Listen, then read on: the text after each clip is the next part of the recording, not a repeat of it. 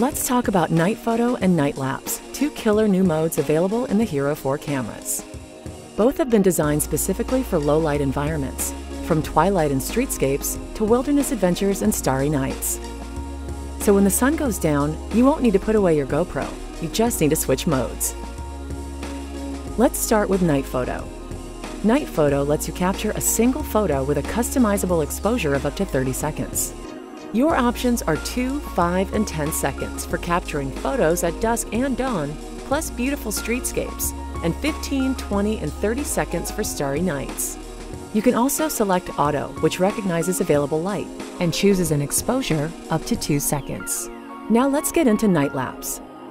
If you're familiar with time-lapse mode on the GoPro camera, this should be pretty familiar. Night Lapse allows you to capture photos with the same control as Night Photo, but at specified time intervals, so you can capture time-lapse photo sequences of the night sky. Like Night Photo, you have a range of options for shutter exposure and interval to give you the most control of your GoPro. Sound good? Awesome! Now that you're armed with Night Photo and Night Lapse, there's no reason not to get out there and capture the wonders of the night with your GoPro.